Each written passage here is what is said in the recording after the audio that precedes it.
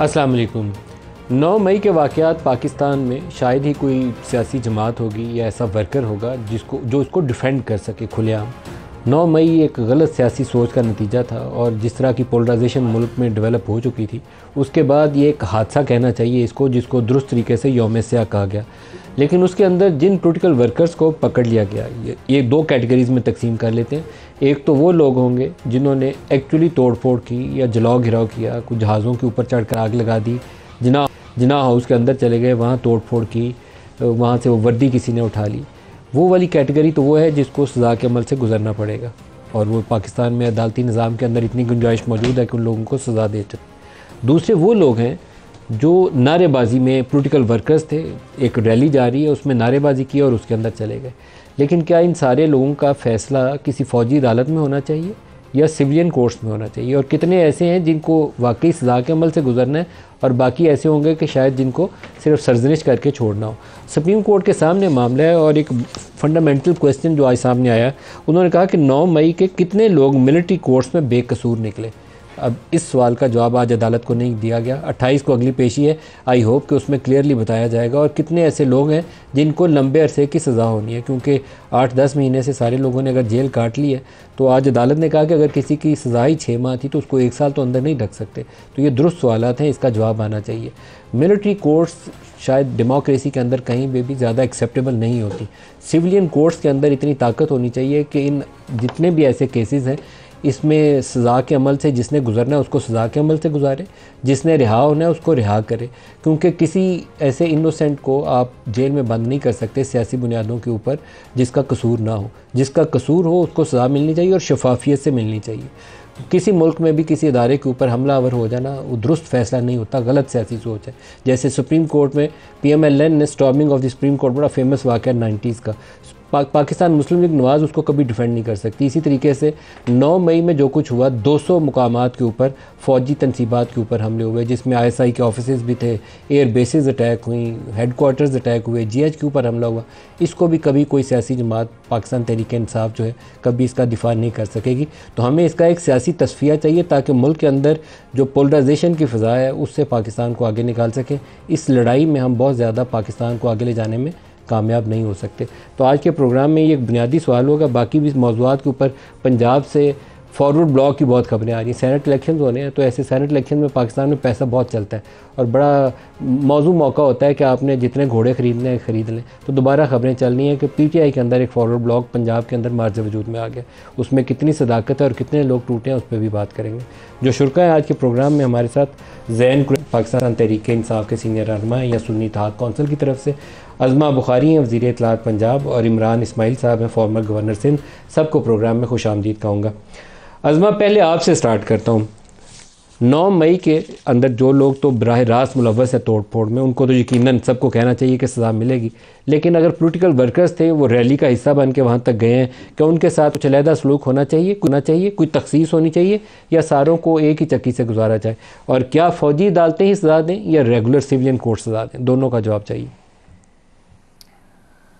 बहुत शुक्रिया मलिक साहब। नहीं, इसमें तो कोई दूसरी राय नहीं है कि जो जिसका जितना जुर्म होता है ज़ाहिर है उसको उतनी ही सज़ा दी जाती है और दी जानी चाहिए। और ये जो फ़ौजदारी कानून है उसका ये बाकायदा तौर पर एक कंपोनेंट है कि फ़ौजदारी कानून में हर एक के एक्ट के मुताबिक उसको सज़ा मिलती है।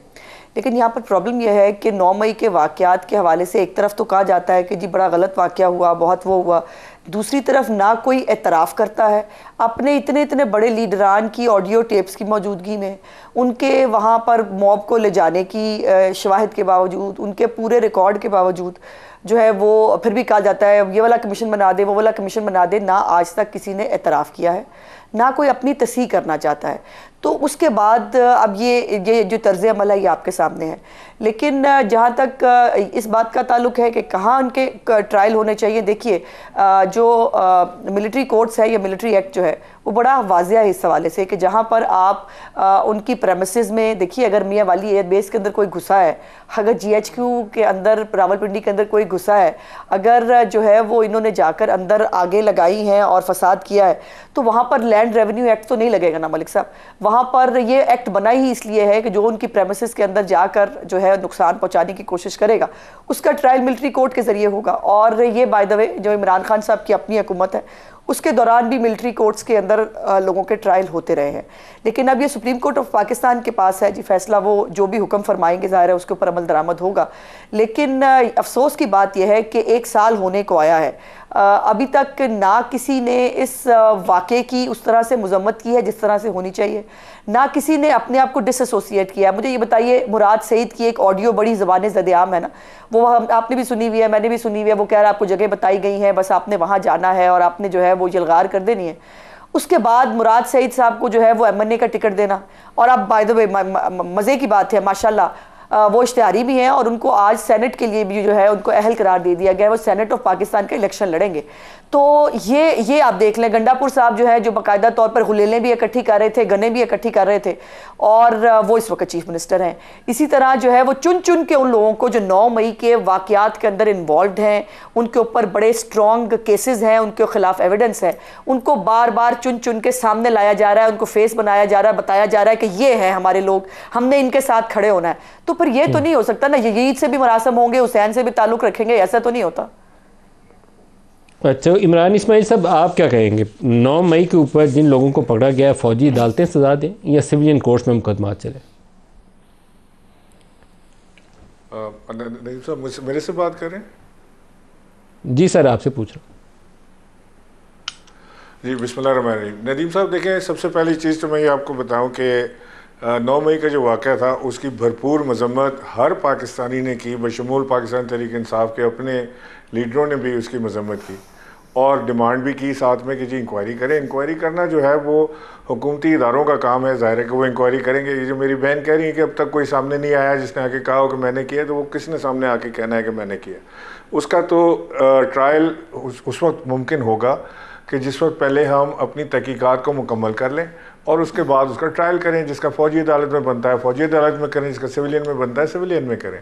लेकिन मैं ही समझता हूँ कि पाकिस्तान के जो इदारे हैं, ख्वाह वो ISI हो, पाकिस्तान आर्मी हो या और दूसरी अफवाज पाकिस्तान से ताल्लुक़ रखने वाले इदारे हों, वो सारे के सारे इदारों की पूरा पाकिस्तान बड़े दिल से कदर करता है और उसकी एक ख़ास अहमियत उनके दिलों में है मौजूद, और कोई भी इससे इनकारी नहीं है। और ये भी एक हकीकत है कि जो भी हुकूमत आती है, वो मैं तो जब से होश संभाला है जब से देख रहा हूँ, जो भी हुकूमत आती है वो अपनी हुकूमत को चलाने के लिए अफवाज पाकिस्तान की तरफ, इदारों की तरफ देखती है और उनकी मदद चाहती है। और बड़ी खुशाइन बात होती है कि अगर कोई हुकूमत को उसके इदारे सपोर्ट करें और उस हुकूमत को मजबूती दें, तो वो बड़ी खुशाइन बात है। ख़ुद इमरान खान साहब 12 ये बात कह चुके हैं कि जी हम एक पेज पर हैं, और जो अपोजिशन में होता है वो इमरान इस्माइल साहब, क्या आप खुद ज़ाती तौर पर इमरान इस्माइल खुद 9 मई को यौम स्याह समझते हैं और उसकी मजम्मत करते हैं? मैं बिल्कुल यौम स्याह समझता हूँ, मजम्मत करता हूँ, इसमें कोई शक नहीं है। इसमें बिल्कुल वो एक गलत चीज़ थी जो हुई इस मुल्क के अंदर, और उसकी भरपूर तहकीकात होनी चाहिए। इसमें कोई दो राय नहीं है। मेरा ख्याल है कि जो शोएब शाहीन साहब बैठे हैं यहाँ पर, वो भी इसकी मजम्मत करेंगे। इसमें कोई भी मुझे आज तक ऐसा नहीं मिला जो कहे कि नहीं जी मैं ज़ैन कुरैशी साहब बैठे हैं तो वो भी मजम्मत करेंगे, क्योंकि मैं नहीं समझता कि कोई भी शख्स इस चीज़ को एंडोर्स करता है कि जी बड़ा अच्छा काम हुआ और ये दोबारा होना चाहिए या ऐसी कोई चीज़ पाकिस्तान के अंदर वजूद में रहनी चाहिए। मैं आपसे अर्ज़ ये कर रहा था कि जो हुकूमत होती है वो इदारों की तरफ देखती है कि वो उनको मजबूत करें, और जो अपोजिशन होती है वो उन्हीं इदारों को जो पिछली हुकूमत में चल कर आए थे उनको क्रिटिसाइज़ करती है। तो हम एज सियासतदान, अगर हम हुकूमत में हो या अपोजिशन में हो, हम अपना काम खुद करें, ना कि हम अपने काम इदारों से करवाएं और फिर अपना मलबा सारा इदारों के ऊपर डालें, फिर कभी अच्छा कभी बुरा उनको इल्क़ाबात से नवाजें। मेरा ख्याल है कि हमें खुद एज सियासतदान, अब पाकिस्तान जो है वो 100 साल का होने को चला है, तो हमें अब होश आ जानी चाहिए कि हम अपने जो इदारे हैं उनको हम सियासत में ना घसीटें और हम अपना काम खुद करें और इदारे अपना काम खुद करें। बिल्कुल सही। ज़ैन कुरैशी साहब, आपसे 2 बातें पूछनी है। एक तो मजम्मत वाला सवाल पूछना है आपसे, और दूसरा आपके ऊपर जो खुद 9 मई के मुकदमात हैं उनकी तफसील भी जाननी है। मुझे पता है आपके ऊपर भी रगड़ा आया था। पहले तो ये बता दें कि आप उसको यौम सियाह मानते हैं और उसकी मजम्मत करते हैं या नहीं करते? बड़ा clear answer, ifs and buts के बगैर। बिस्मिल्लाहिर्रहमानिर्रहीम। मलिक साहब देखें, जो कुछ 9 मई को हुआ वो नहीं होना चाहिए था, और जैसे इमरान इस्माइल साहब ने कहा, हर जी शूर पाकिस्तानी उसकी मजम्मत करता है, लेकिन क्या पाकिस्तान तहरीक इंसाफ का उसमें कोई रोल था, ये कोर्ट्स ने डिटर्मिन करना है। अभी उज़मा बुखारी साहिबा कह रही हैं कि जी उनकी ऑडियोज़ आई, उनको मकामात का बताया गया, क्या हमने एहतजाज किया? बिल्कुल हमने एहतजाज किया। क्या हमने प्रोटेस्ट किया लीगली और पीसफुली? बिल्कुल आप किया। खुद भी उसकी मजम्मत करते हैं 9 मई की? बिल्कुल करते हैं, लेकिन हम तो कहते हैं ज़ैन कुरैशी मजम्मत करते हैं, 100% करते हैं, लेकिन उसके साथ ये भी कहते हैं कि it was a false flag operation. Pakistan Tehreek Insaf ने ना कभी पहले किसी तनसीबात के अंदर घुसने की कोशिश की है, ना पहले कभी जलाओ घिराव किया है। 9 मई का आपके ऊपर मैं उस पर भी आता हूँ, मैं सिर्फ इनकी 2-3 बातों का वो कर रहा हूँ। वो अब उज़मा बहन है मेरी, वो कहती है कि जी इन्होंने एतराफ़ नहीं किया। कौन इस मुल्क में एतराफ़ करता है? मियाँ मोहम्मद नवाज शरीफ साहब कन्विक्ट हुए हुए हैं, उनकी तो कन्विक्शन ओवरटर्न हुई है ना। क्या मियाँ मोहम्मद नवाज शरीफ ने कभी अपनी कन्विक्शंस के बाद एतराफ़ किया कि हाँ मैंने जो किया था गलत किया? क्या आप समझते हैं कि नवाज शरीफ की कन्विक्शन ट्रांसपेरेंट थी?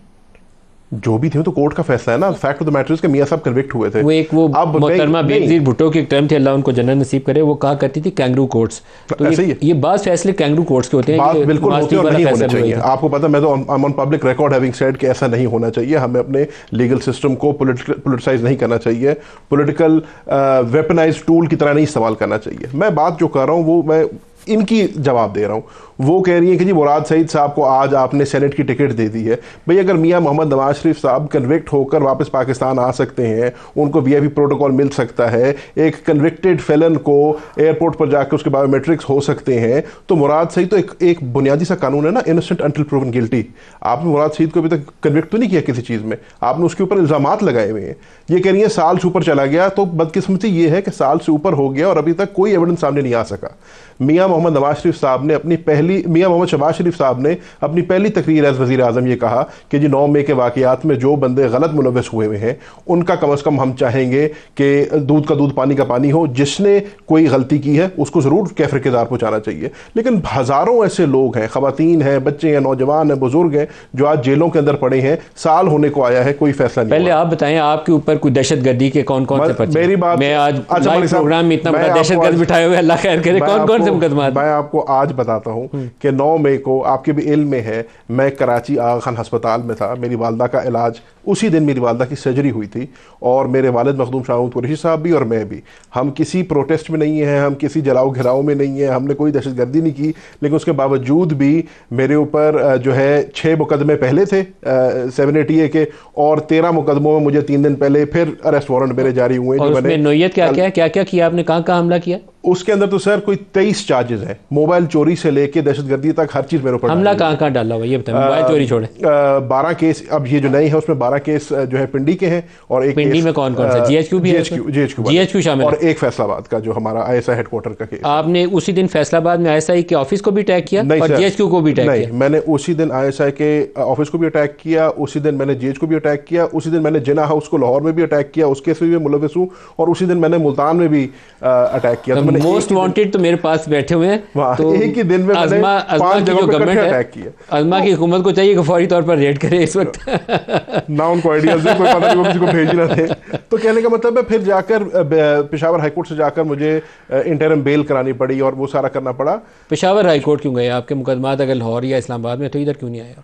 क्योंकि इधर मैं आ नहीं सकता था, वो रेस्पॉन्स इशू हो गए थे ना, तो फिर ऑब्वियसली मुझे ऐसी जगह पर जाना पड़ा जहाँ मुझे लग रहा था कि थोड़ी सी कोई सिक्योरिटी जो है मिल जाएगी, और यहाँ तक मतलब कोर्ट तक जाना जो है ना आसान हो जाएगा। इंटरेस्टिंग है वैसे, मैं इसकी एक्सप्लेनेशन नहीं आपसे चाहूँगा। अज़मा बीबी, ये पाकिस्तान में ये हालात नहीं पैदा होने चाहिए। आई विश के ना वो 9 मई वाला सानिया होता। सानिया है वो बहुत बड़ा अफसोसनाक वाक़या है, और ना ही उसके बाद जो कुछ पाकिस्तान तहरीक इंसाफ के बहुत सारे सियासी रहनुमाओं के साथ हुआ, वो भी जो कुछ हुआ नहीं होना चाहिए था। देखिए, अभी तो आपने खुद सुन लिया ना, कुरैशी साहब ने जितनी इफ एंड बट्स के साथ मजम्मत की है, यही तो मैं कह रही हूँ। मुराद सईद इतना मासूम है, बड़े खुले अल्फाज में बेचारा है, कौन सा इसमें इफ एंड बट आपने सुना है? मुझे बात तो पूरी करने दे, ज़ैन में बात कर लूँ।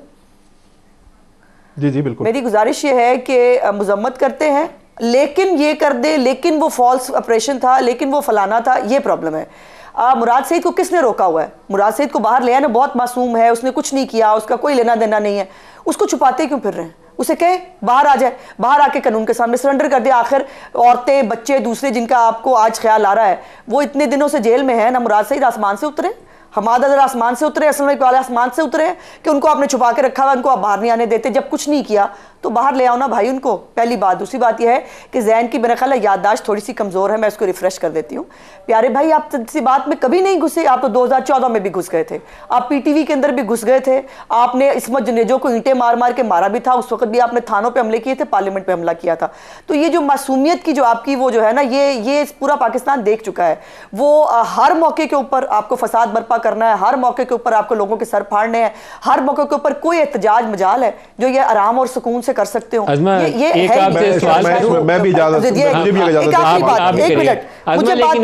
सवाल है मेरा आपसे, मेरी एक इस्तदा है आपसे। आपने पीटीवी स्टेशन और पार्लियामान के ऊपर, पार्लियामान की दीवारें टूटी थी, पार्लियामेंट उस वक्त इन सेशन थी। मैं आज भी आपसे सदा करता हूँ, आज भी आपकी हुकूमत है, उस वक्त भी आपकी हुकूमत थी।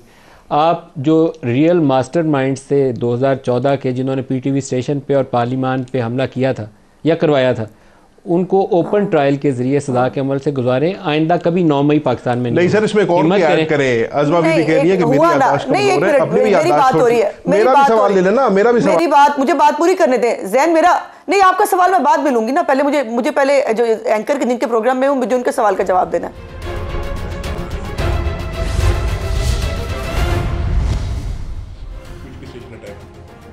प्रोग्राम में दोबारा खुशामदीद कहते हैं। अज़मा बीबी, आपका जवाब अधूरा रह गया था। मेरा सवाल यह था कि पीटीवी और पार्लियामान का हमला 2014 में अगर रियल कल्प्रेट्स उस वक्त तहकीक करके पकड़ लिए जाते तो 9 मई कभी ना होता पाकिस्तान में। आप दुरुस्त कह रहे हैं मलिक साहब, और मैं समझती हूँ कि उस वक़्त जो हमारी हुकूमत थी उसको रवादारी और एक जो सियासी इंतकाम ना लेना और किसी को जो है वो नुकसान ना पहुंचाने की जो रिवायत है उसको छोड़ देना चाहिए था। जो जिसने किया था उसको उसकी सज़ा भुगतने देनी चाहिए थी। बाय द वे, ये केस चला था जो एंटी टेररिज्म कोर्ट में, और वहाँ पर जो है इश्तिहारी भी हुए, इमरान खान साहब भी, सदर आरिफ अलवी जो एक दूसरे को मुबारकबाद दे रहे थे उस वक्त, और उसके बाद इश्तिहारी होते हुए वो इस मुल्क के वज़ीर आज़म बने, सदर बने, और उसके बाद वो केस चलता रहा और एंड पे जो है वो फिर उनकी हुकूमत में ही वो सेटल आउट हो गया। हैरत की बात यह है, ज़ैन कुरैशी साहब को वो मियाँ नवाज शरीफ साहब का केस, वो कह रहे हैं कन्विक्ट हुए थे अदालत से, तो अदालत से ही वो बाइज़्ज़त बरी भी हुए हैं, वो ज़ैन कुरैशी साहब को नज़र नहीं आ रहा। दूसरी बात यह है कि इनके ऊपर तो 9 मई के मामला है ना जिनके ऊपर इनके केस हुए। हम सिर्फ मियाँ नवाज शरीफ साहब की मीटिंग अटेंड किया करते थे मलिक साहब, और हम पे गद्दारी और बगावत दोनों के मुकदमे जो है वो दायर किए जाते थे इनकी हुकूमत की तरफ से, और ये हमने नहीं इनके ऊपर मुकदमे दायर किए। ये 9 मई जो हुआ, ये बैठ के कह ले, स्वीपिंग स्टेटमेंट दे ले, फॉल्स फ्लैग है। एजाज चौधरी साहब जो है एवी वो मतलब पागल थे, वो अपने बेटे को मुबारकबाद दे रहे थे, वो कह रहे थे हमने कुछ नहीं छोड़ा, हमने गमला तक नहीं छोड़ा, हम सब कुछ वहाँ तबाह बर्बाद कर रहे हैं। और वो यास्मीन राशिद साहब, एजाज साहब है कोई, उनसे पूछ रही थी कि बताएं अब क्या करें, अब यहीं बैठे कि वापस आ जाएं। तो ये मतलब अजीब बात यह है कि ये इन बातों को वाकई मीडिया पे सेटल डाउन नहीं होना, इनका फैसला अदालत के अंदर होना है। लेकिन जो लोग भागे हुए हैं, जो इश्तिहारी हैं, उनको पेश करा देना और उनको साबित करा दे कि उन्होंने कुछ नहीं किया। इमरान खान साहब समेत ये जो बाकी इनकी पूरी लीडरशिप है, ये इफ एंड बट्स, आप इफ एंड बट्स ही देखेंगे। किसी को, यही तो मैंने शुरू में कहा था कि अभी तक किसी को इसके ऊपर ना नदामत है, ना कोई अपनी तस्दीक करना चाहता है। अभी भी हम शुरू करेंगे वो शानदाना गुलजार साहिबा, इमरान खान को कुछ हुआ पाकिस्तान को नहीं बख्शेंगे, पाकिस्तान नहीं बचेगा, अल्लाह माफी दे। कैसे नहीं बचेगा जी पाकिस्तान जो है वो सब हर चीज से ऊपर है। बहुत सारे लीडर आएंगे और चले जाएंगे इस मुल्क आगे चलाते हैं इसको। इमरान इस्माइल साहब, दोबारा आपकी तरफ आ रहा हूँ। आपने कहा कि इदारों को सियासत में नहीं घसीटना चाहिए। क्या फ़ौज को बज़ाते खुद सियासत से अपनी थोड़ा सा फासला नहीं कर लेना चाहिए? इदारे का एक रोल है जिसकी वजह से पंजाब, पाकिस्तान के लोग, ख़ास तौर पर पंजाब का मैंने इसलिए नाम लिया कि ये पूरी बेल्ट थी जहाँ से बड़ी एक स्ट्रॉन्ग किस्म की एसोसिएशन फ़ौज के साथ हमेशा वाबस्ता रहती है। तो उसमें क्रिटिकल इंजीनियरिंग वाला जब भी आंसर आएगा ना, तो वो सवालात उठने शुरू हो जाते हैं। क्या वो लाइन फ़ौज को खुद ड्रॉ नहीं कर लेनी चाहिए, दूर नहीं हो जाना चाहिए? हुकूमत बनती है, गिरती है, ये उनका काम नहीं होना चाहिए। एज ए स्टेट इंस्टीट्यूशन उनका रोल है हुकूमत को सपोर्ट करना, वहाँ तक तो रहे, उससे ज़्यादा नहीं। आइडियली तो जाहिर है कि बिल्कुल ये आइडियल सिचुएशन तो यही है कि सियासतदान जो है वो ख़ुद एक दूसरे से भी निपटें और मुल्क के जो मसाइल हैं, माली हालात हैं या डिफरेंट चीज़ें, उनसे भी निपटें। लेकिन अनफॉर्चुनेटली ऐसा होता नहीं है नदीम साहब। मैंने तो कभी ऐसा होता नहीं देखा। कोई हुकूमत एक मुझे बता दें, इवन आज की हुकूमत मुझे बता दें कि बग़ैर इदारों की तरफ देखे वो चले, एक कदम नहीं चल सकते। ये आज जो हम यहाँ बैठ के बात कर रहे हैं कि जी वो मफरूर है, वो भागा हुआ फलाना है, तो ये हुकूमत, आधी हुकूमत तो मफरूरों पे कायम है। वो हुसैन नवाज भी आ गए, हसन नवाज भी आ गए, पहले मफरूर थे, आते साथ ही कोर्ट ने उनको माफ़ कर दिया। तो कोर्टों के भी अजीब मामलात और हालात चल रहे हैं कि जहाँ पावर होता है वहाँ पे उनको फेवरेबल जजमेंट्स मिलना शुरू हो जाते हैं, और जहाँ पावर नहीं होता वहाँ पे वो जजमेंट डिफरेंट आने शुरू हो जाते हैं। ये सारी चीज़ें भी तो हमें देखनी पड़ेंगी। अब हम एक अजीब सिचुएशन से गुजर रहे हैं इस वक्त। हमने अपने कभी भी माजी से सबक नहीं सीखा, किसी ने भी। मामला ख़राब बिगड़े, ज़रा बात बिगड़ी तो लंदन चले गए, 4 साल 5 साल वहाँ बैठ गए, कभी इलाज का कह के चले गए, कभी किसी बहाने से चले गए। यहाँ कोर्टों को किसने फेस किया?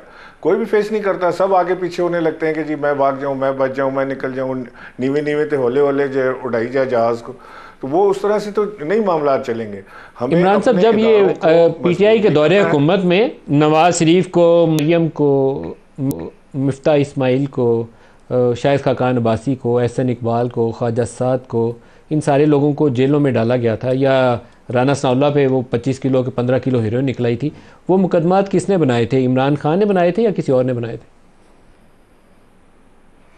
नहीं, मैं इसका तो आपको नहीं मैं कह सकता कि किसने मुकदमात बनाए थे, लेकिन ये ज़रूर मैं आपसे कह सकता हूँ कि ये सियासतदानों के ऊपर इस तरह के मुकदमात बनना कोई नई बात नहीं है। ये हमेशा से होता रहा है। कभी लेकिन क्या ये दुरुस्त बात है, या कहा जाए कि ठीक है बनते हैं, डजंट मैटर एट ऑल, या गलत रविश है, इसको कभी तो तरक करना चाहिए? बिल्कुल गलत बात है ये बिल्कुल गलत बात है। ये पावर का गलत इस्तेमाल है, ये गलत तरीक़ाकार है। ये हम आने वाली नस्लों को गलत चीज़ सिखा के जा रहे हैं। जो पिछली नस्लों ने हमें सिखाया वो हम अब खुद करने के बाद दूसरों को सिखाने जा रहे हैं। हमने अपने पाकिस्तान को अगर सही करना है तो हमने अपने तमाम इदारों को मजबूत करना है, इंक्लूडिंग जुडिशरी, इंक्लूडिंग हमारी डिफरेंट जो इदारे हैं, हमारे अस्करी इदारे हों या कोई और, हमने अपने इदारों को मजबूत करना है। अगर हम इदारों को मजबूत नहीं करेंगे और हम जिसकी लाठी उसकी भैंस के कानून रखेंगे, जैसा पंजाब में आज हो रहा है, हम देख रहे हैं ना, उस्मा कारदार की ज्वेलरी चोरी हो गई, उन्होंने वो पुलिस को बुला के पिटवा दिया just because she had power.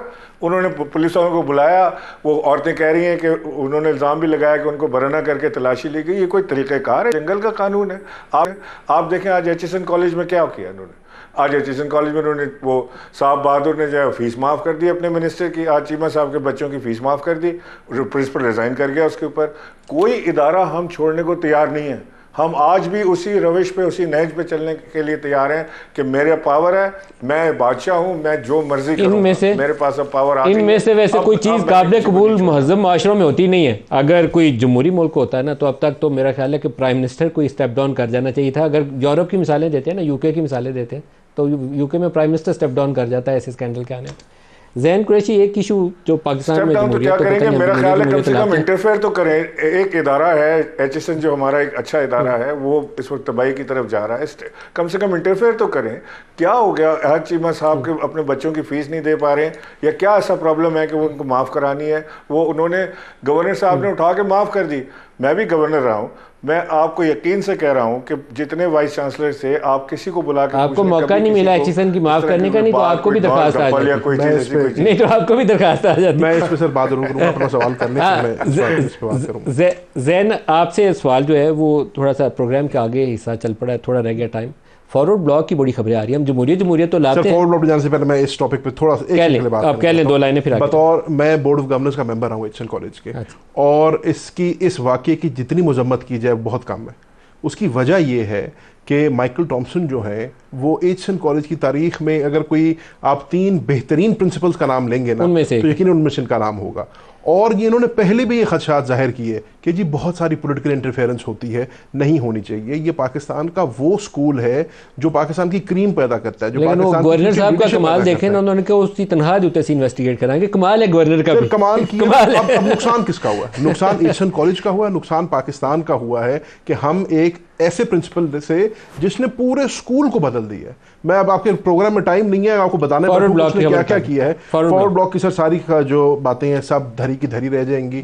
मैंने बोला ये, मैं आपको उसका जवाब दे रहा हूँ ना। मैं आपको आपके प्रोग्राम पे कैटेगोरिकली बबांगे दोहल की बात कर रहा हूँ कि पाकिस्तान तहरीक इंसाफ के जितने भी एमएनए और एमपीएज हैं वो आग का दरिया अबूर करके आज MNA बने हैं, इमरान खान के वोट पे, इमरान खान के नाम पे बने। क्या पंजाब में फॉरवर्ड ब्लॉक है या नहीं है? कोई फॉरवर्ड ब्लॉक नहीं है। मैं एक स्टेप और आगे जाता हूँ।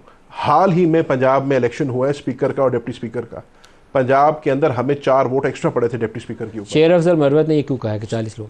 ये इसका तो जवाब वो खुद बेहतर दे सकते हैं, लेकिन मैं आपको 20 का तो एक पूरा ब्लॉक है, बाकी वो टुकड़े हैं, उन्होंने कहा 5-5 10-10। मैं आपको कैटेगोरिकली बता रहा हूँ ना, और वसूख से। और आज अताउल्लाह तारड़ ने भी कहा नहीं है, कोई फॉरवर्ड ब्लॉक नहीं है। इंशाल्लाह तहरीक इंसाफ का पूरा वोट हमें सेनेट में पड़ेगा और इंशाल्लाह एक भी तहरीक इंसाफ का मेंबर नहीं टूटेगा। अज़मा आप बताइए, आज अताउल्लाह तारड़ ने भी इसके ऊपर बयान दिया है, कितने लोग हैं जो फॉरवर्ड ब्लॉक बना चुके हैं PTI के? देखिए, पहले तो मैं HSN के हवाले से ज़रूर बात करना चाहती हूँ। मज़े की बात यह है कि जिन्होंने इस मुल्क के तालीमी सिस्टम की तबाही कर दी, जिन्होंने एक करिकुलम लाना था, जिन्होंने गवर्नर हाउस को यूनिवर्सिटी पता नहीं क्या क्या बना लेना था, वो आज हमें बता रहे हैं कि तालीम कैसे, हमें कैसे तालीम जो है वो आगे चलानी है। जहाँ तक इस इशू का ताल्लुक है, जो प्रिंसिपल साहब हैं, बाय द वे, वो लास्ट अगस्त में जो है वो जाने के बारे में बता चुके हैं कि वो मज़ीद काम नहीं करना चाहते। और हमारी रिक्वेस्ट के ऊपर, जो यानी पिछली गवर्नमेंट की रिक्वेस्ट के ऊपर ही वो अभी तक कंटिन्यू कर रहे थे, और बाय द वे उनकी टर्म वैसे ही अगले महीने पूरी हो रही थी। सो ये इस बात को एक इशू बनाना और ये कहना कि जी वो हमारी वजह से जा रहे हैं, वो वैसे ही जा रहे थे और वो जाना चाहते थे। अब आ जाते हैं फॉरवर्ड ब्लॉक की तरफ। देखिए बात फॉरवर्ड का जवाब देखिए, बोर्ड उनको नहीं, ऐसे नहीं, ये मलिक साहब, ये बहुत गलत तरीका है, हमने उनको, ये बहुत गलत तरीका है। मैं तो बोर्ड का मेंबर था ना, ये तो बाहर बैठ के बातें कर रही है। I was a member of the board of governance, मुझे तो पता है क्या हुआ था। हमने उनको कन्विंस किया था। सैयद बाबर अली साहब के नीचे एक टीम बनी थी, उसमें अली सलमान साहब थे, उसमें मैं था, उसमें दीगर लोग थे, खालिद मिसबा रहमान थे। आप इनसे बात कर लीजिए फिर मलिक साहब, ये कोई तरीका है? ये कोई तरीका है? मेरी बात में ही इज इंटरप्टिंग और वो बार-बार इंटरप्ट कर रहा है। अगर वो बैठे हैं, नहीं, ये गलत बात है। अगर वो स्टूडियोज में है, उसका ये मतलब है ये स्टूडियो में है, इनको ये प्रिविलेज है कि ये किसी और को बात नहीं करने देंगे। फिर मैं इनकी बारी में मैं इनको बात नहीं करने दूंगी, फिर क्या करेंगे? ये गलत बात है। हमें बारी बारी थोड़ा सा मिचोड़ हो जाना चाहिए, एक दूसरे की बात के ऊपर हौसले से बात कर लेनी चाहिए, थोड़ा सा ग्रो अपनाओ। जहां तक फॉरवर्ड ब्लॉक की बात है, देखिए इनके, मैं अब क्या ही कहूं, हमें तो हमारे स्पीकर को 8 वोट ज्यादा पड़े थे, वो कहां से आए थे? फिर अजीब बात यह है कि हम किसी फॉरवर्ड ब्लॉक को सपोर्ट नहीं करते। इनके लोग खुद इनकी फितना फसाद पार्टी से अगर दूर जाना चाहते हैं, वो तो पार्टी नहीं है। वो सुन्नी इत्तेहाद तहरीक जो बनाई थी इन्होंने, वो भी पार्टी नहीं रही। इनकी फेवरेट जो पेशावर हाई कोर्ट है, उसने भी कह दिया कि ये पार्टी पार्लियामेंट्री पार्टी, ये जो जिसमें कितने लोगों पर मुश्तमिल है पंजाब, वो आजाद उम्मीदवारान है। नहीं, मुझे नहीं मालूम जी, मुझे नहीं मालूम कितने लोग पे मुश्तमिल है फॉरवर्ड ब्लॉक, क्या है, जब होगा सामने आ जाएगा। पीटीआई है ही नहीं ना मलिक साहब, अब कमाल कर रहे हैं। मेरी गुजारिश सुन लीजिए, पीटीआई तो है ही नहीं भाई, वो आज़ाद उम्मीदवारों का एक जो है वो ग्रुप है। अब वो आज़ाद उम्मीदवार किस तरफ, कहाँ, किस ग्रुप में जाते हैं, हमें क्या पता, ये तो उनकी मर्जी है। हमारा जो है वो इस बात से कोई लेना देना नहीं है। अब वो आज़ाद है, इनकी पेशावर हाई कोर्ट फेवरेट ने भी कह दिया है कि वो आज़ाद हैं और आज़ाद अपना फैसला कर सकते हैं। इसमें हम, मुझसे क्या पूछेंगे आप? क्या वो उनकी हैसियत आज़ाद वाली है? कह रही हूं, उनसे क्या पूछेंगे ना, उनका इनसे कोई लेना देना था। क्या उनकी हैसियत आज़ाद वाली है? पंजाब वाले जो अरकान है, उनकी हैसियत आज़ाद है, इंडिपेंडेंट है? बिल्कुल नहीं है। एसएससी के मेंबर्स हैं। आप देखिए, आप पिक एंड चूज नहीं कर सकते। आपने अब चले उसमें आप बात करें। बात यह है कि आपने खुद पहले फैसला कर लिया कि हम एसएससी के अंदर मैं आपको बताना चाहती हूं कितना बुरा लगता है। इसलिए आप हमें बताना चाहती हूं कितना बुरा लगता है। जहां आपको सूट करता है वहां आप कहते हैं कि जो एसएससी के मेंबर्स हैं, जहां नहीं सूट करता वहां उनको आजाद कर देते हैं। तो ऐसे तो नहीं हो सकता ना। हम एक जमात का हिस्सा है, हमने उस जमात को ज्वाइन किया है, हम उस जमात के अंदर बैठे हैं। हमारा तशख्खुस है, हमें पाकिस्तान की आवाम ने वोट दिया हुआ है, हमें पाकिस्तान की आवाम ने इलेक्ट किया है, लाखों करोड़ों वोट लेके हम अवानों में आए हैं। तो इनके कहने से थोड़ी हो जाएगा। आप पार्टी नहीं है। हाँ, आपके कहने से भी नहीं हो जाएगा। सारी दुनिया, आपकी मेजॉरिटी सारी दुनिया देख रही है। और मैं आपको सिखा रही हूं कि बीच में बात करते हैं तो कितना बुरा लगता है। आई होप आपको लेसन मिला होगा। आई होप आपको पूरा उसका वोट मिलेगा और सेनेट इलेक्शन में हमारा एक बंदा भी नहीं टूटेगा। इमरान इस्माइल साहब, आप बताइए, ये खल्फशार कहीं समेटना है तो समेटने के लिए 2-3 बड़ी जमातों को लीडरशिप दिखानी पड़ेगी। एक है नून लीग, एक है पाकिस्तान पीपल्स पार्टी जो हुकूमत में है, और तीसरी है पाकिस्तान तहरीक इंसाफ जो अपोजिशन में है। अगर ये तीनों लीडरशिप दिखाएं तो सारे मसलों का हल मिल जाएगा, ना दिखाएं तो खल्फशार ख़त्म नहीं होगा। नदीम साहब, आप आज बातें तो बड़ी आइडियल ऐसी कर रहे हैं कि आइडियल बातें सारी आप कर रहे हैं कि ये तीनों अगर जमातें, बड़ी जमातें और भी अगर इसमें शामिल होना चाहें, वो मिल के बैठें और मसले का हल निकालने की कोशिश करें, बिल्कुल आइडियल चीज़ है। लेकिन ऐसा होता इसलिए नहीं है कि जो इस वक्त हम एटीट्यूड हुकूमत का देख रहे हैं और जो उज़्मा इस वक्त डिस्प्ले भी कर रही हैं टीवी पे कि वो किस कदर पावरफुल हैं और वो किस तरह से वो कंडक्ट कर रही हैं, तो वो आपको नज़र नहीं आएगा कि कहीं पे कोई लचक या कोई चीज़। देखें, जो लचक या फ्लेक्सिबिलिटी दिखानी है ना, वो हुकूमत ने दिखानी है। हुकूमत ही बुला सकती है, बात कर सकती है, रास्ता निकालने की कोशिश कर सकती है। और अगर हुकूमत ही बेंडिंग बैकवर्ड्स है कि जी वो ये तो जमात ही नहीं है, इसको मैं मानता नहीं, उसको मैं सुनता नहीं, प्रोग्राम खत्म होने पे आ गया है, तो एक अगर very quickly, very short answer, क्या इमरान इस्माइल वापस पाकिस्तान तहरीके इंसाफ में जाएंगे या क्या करेंगे? यस नदीम साहब, अभी मैंने कुछ इस बारे में सोचा नहीं, लेकिन देखें जब वक्त आएगा तो इंशाल्लाह फैसला ज़रूर कुछ करेंगे। तरजीह आपकी पाकिस्तान तहरीके इंसाफ होगी? उस्मा का कहका सुनकर मुझे बड़ी खुशी हुई, इसलिए कि ये पहले जो है वो पीपल्स पार्टी में थी तो ये PMLN को गालियां देती थी, अब ये इधर आ गई तो उधर गालियां देती हैं, और कहका बड़े जोर का लगा। अपनी बात करें, मैंने तो आपको भी कहा कुछ नहीं, मेरे कहके पे आपको शर्मिंदगी हो गई, मेरे कहके पे शर्मिंदगी हो गई आपको। Good to see you. Imran Ismail Sahab, Azma Bukhari और ज़ैन कुरैशी साहब, आज के लिए इतना इजाजत दीजिए। अल्लाह हाफिज।